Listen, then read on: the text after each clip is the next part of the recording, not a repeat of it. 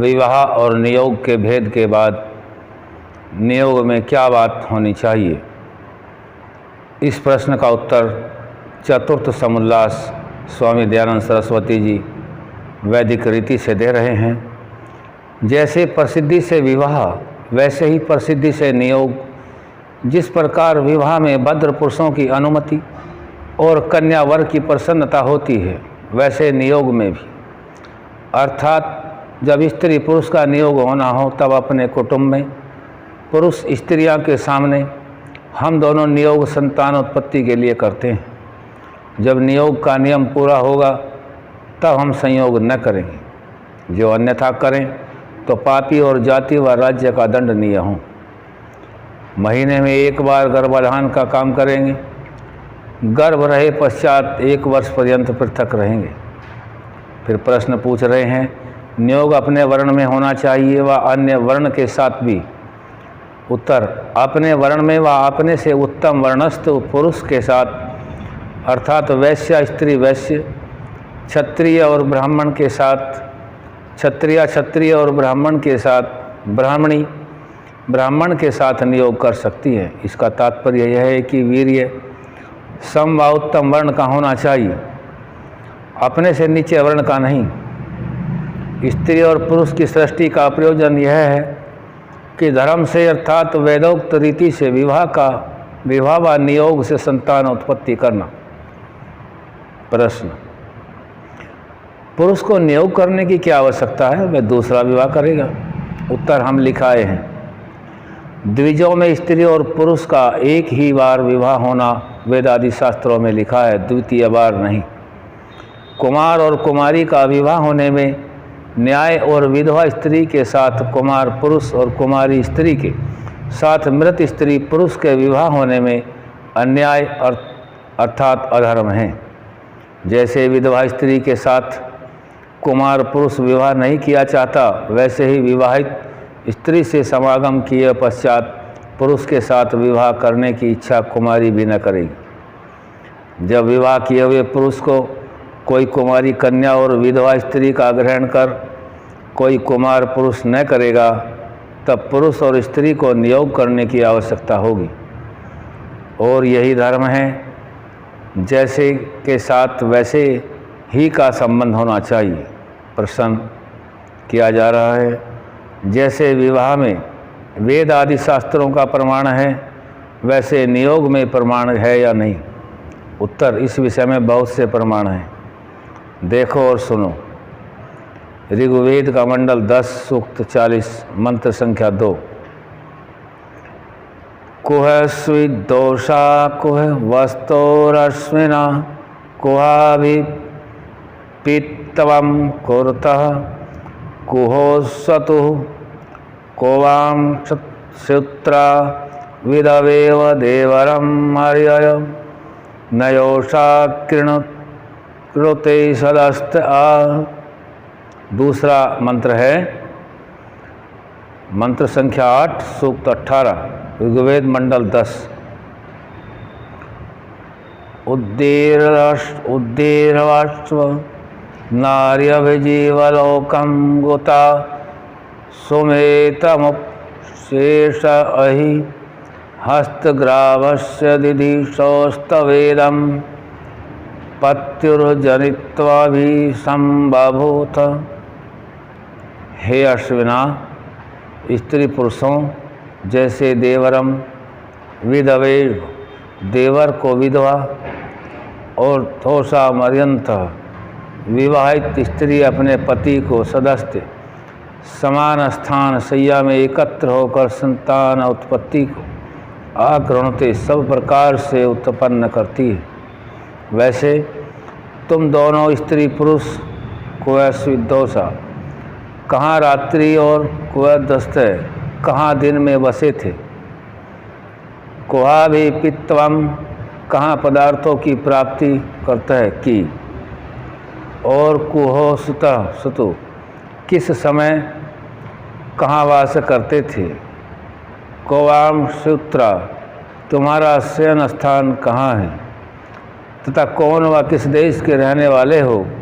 इससे यह सिद्ध हुआ कि देश विदेश में भी स्त्री पुरुष संग ही में रहें और विवाहित पति के समान नियुक्त पति का ग्रहण करके विधवा स्त्री भी संतान उत्पत्ति कर ले। प्रश्न, यदि कोई छोटा भाई ना हो तो विधवा नियोग किसके साथ करें?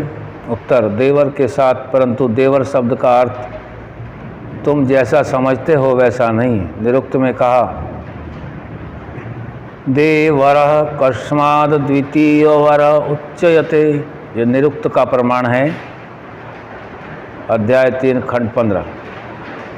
देवर उसको कहते हैं कि जो विधवा का दूसरा पति होता है, चाहे छोटा भाई व बड़ा भाई अथवा अपने वर्ण व अपने से उत्तम वर्ण वाला हो, जिससे नियोग करे उसी का नाम देवर है। नारी विधते तु ईत गतासुम, इस मरे हुए पति की आशा छोड़ के से बाकी पुरुषों में से अभिजीवलोकम, जीते हुए दूसरे पति को ऊपे ही प्राप्त हो। और उद्देश्य इस बात का विचार और निश्चय रख कि जो हस्तग्रावस्य दधिश हो, तुम विधवा के पुनः पाणिग्रहण करने वाले नियुक्त पति के संबंध के लिए नियोग होगा, तो इदम, यह जनित्वम, जना हुआ बालक उसी नियुक्त पति का होगा। और जो तू अपने लिए नियोग करेगी तो यह संतान तब तेरा होगा।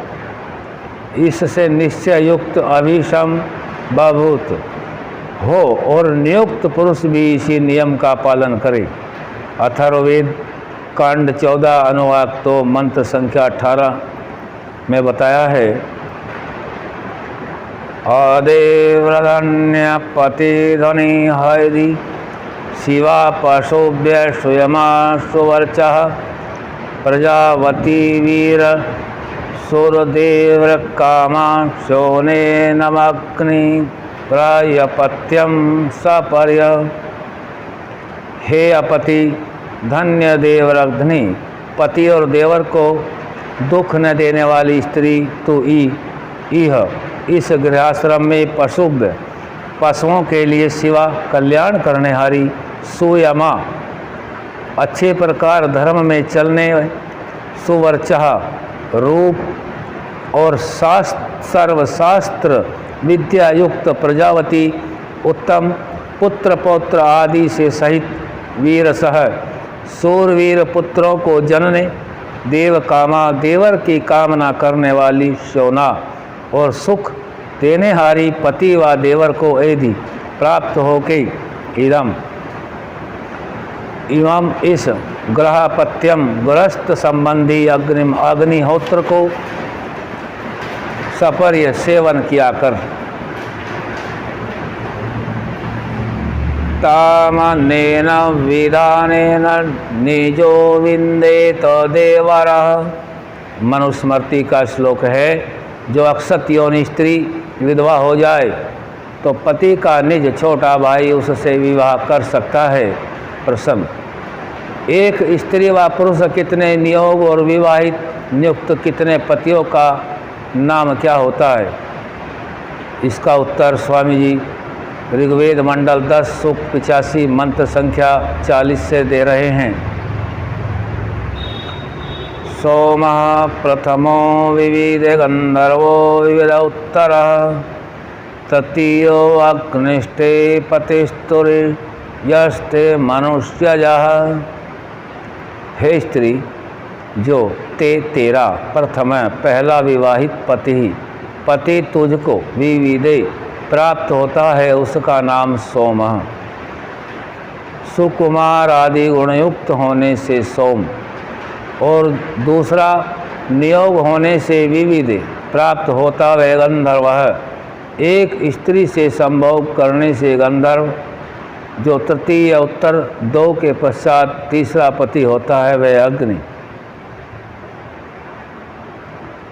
अत्युष्णतायुक्त होने से अग्नि संजक, और जो तेरे तुरीय चौथे से लेके 11वें तक नियोग से पति होते हैं, वे मनुष्य नाम से कहते हैं।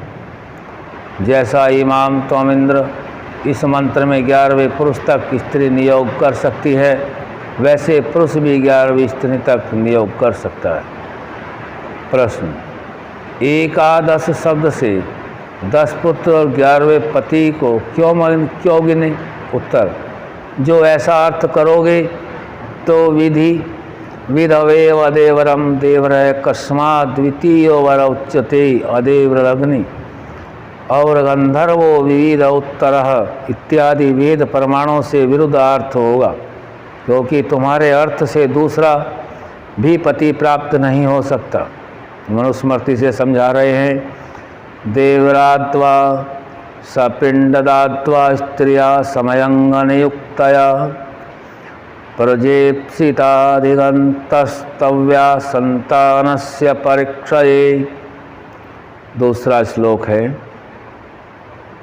ज्येष्ठो यवियशो वर्यया यावीयावानमित्रस्यं पातितो भवतो गत्वा नियुक्त वाप्यनापादि। तीसरा श्लोक है, औरसः क्षेत्रज्ञश्चैव इत्यादि। मनु जी ने लिखा है कि सपिंड अर्थात पति की 6 पीढ़ियों में पति का छोटा व बड़ा भाई अथवा स्वजाति तथा अपने से उत्तम जाति स्थ पुरुष से विधवा स्त्री का नियोग होना चाहिए, परंतु जो मृत स्त्री पुरुष व विधवा स्त्री संतान उत्पत्ति की इच्छा करती हो तो नियोग होना उचित है, और जब संतान का सर्वथा क्षय हो तब नियोग होवे।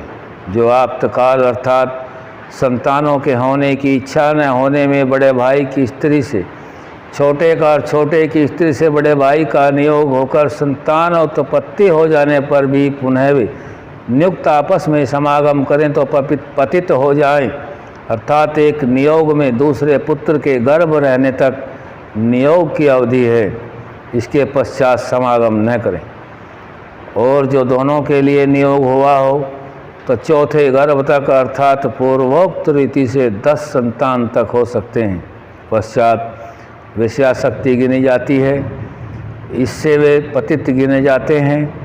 और जो विवाहित स्त्री पुरुष भी 10वें गर्भ से अधिक समागम करें तो कामी और निंदित होते हैं, और अर्थात विवाह व नियोग संतानों ही के अर्थ किए जाते हैं, पशुवत काम क्रीड़ा के लिए नहीं। आज यहीं तक, आगे कल रखेंगे। ओम शम।